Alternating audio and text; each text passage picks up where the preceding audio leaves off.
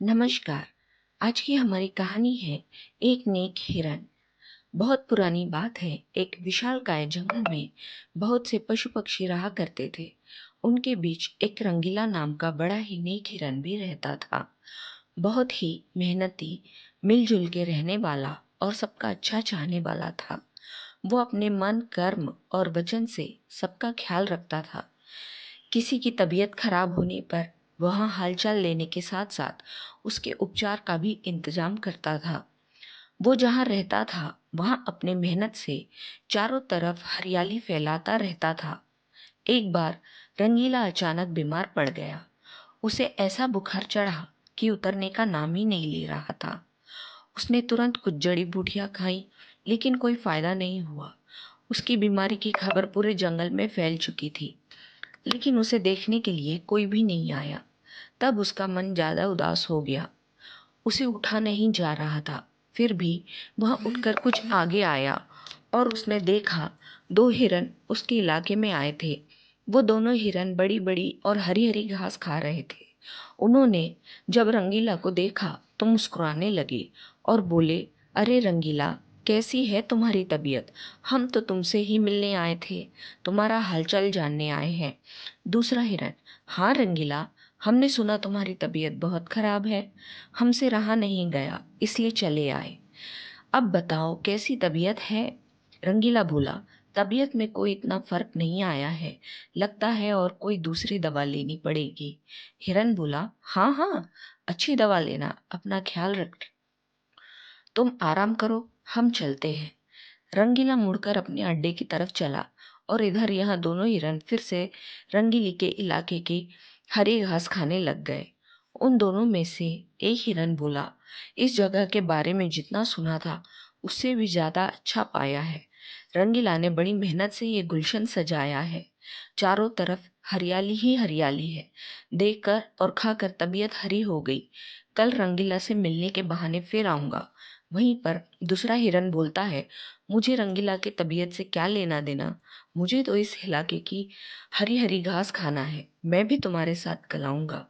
दोनों हिरनों का जब पेट भर गया तब वह वहां से चले गए। अपने इलाके में जाने के बाद वो दोनों हिरन रंगीला के इलाके की हरी हरी घास की बहुत तारीफ करने लगे और बोले, अरे भाई, यहाँ क्या सूखी घास खाते रहते हो? जाओ रंगीला के इलाके में, वहाँ चारों तरफ हरियाली ही हरियाली है, वहां जाओ, रंगीला का हालचाल पूछो और पेट भर के हरी हरी घास खाओ। और दूसरा हिरन बोला, रंगीला बहुत अच्छा है, बड़ा नेक है, उसके बीमार पड़ने पर भी हमें हरी हरी घास खाने के लिए मिल रही है, इससे अच्छी बात भला और क्या हो सकती है। बहुत सारी हिरनों की टोली बन गई। फिर सब रंगीला का हालचाल पूछने रंगीला के इलाके में पहुंच गए। पहले तो रंगीला को इस बात की बड़ी खुशी हुई कि मुझे मिलने के लिए इतने सारे हिरन आए हैं, लेकिन उसके बाद का नज़ारा देखकर उसका सिर ही चकरा गया। सारे हिरन उसके इलाके की घास खाने में जुट गए थे और कुछ हिरन तो फल भी खा रहे थे। उन हिरनों के पास सर उठाकर इधर उधर देखने की भी फुर्सत नहीं थी। रंगीला बेचारा मन ही मन सोचने लगा कि यह लोग मेरे पास दो घड़ी भी नहीं रुके और घास खाने के लिए जुट गए। अब अगर यही हाल रहा तो मेरे इलाके की सारी घास साफ हो जाएगी, मेरे खाने के लिए कुछ भी नहीं बचेगा। कुछ देर बाद रंगीला का एक दोस्त मोनू भालू आ गया। उसे आने में बहुत देर हो गई थी।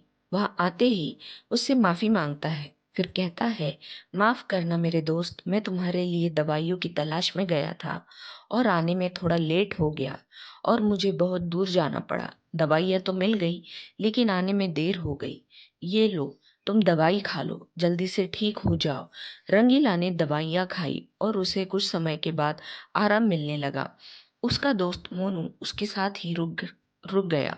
2 दिन के बाद रंगीला की तबीयत बिल्कुल ठीक हो गई, लेकिन उसके खाने के लिए ना कोई फल बचा था और ना ही कोई घास।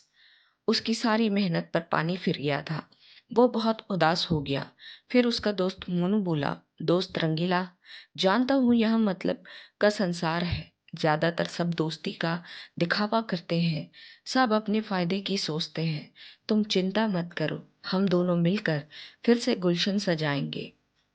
इस कहानी से हमें सीख मिलती है कि मन में कपट रखने वाले मित्र दुश्मन से भी ज़्यादा खतरनाक होते हैं।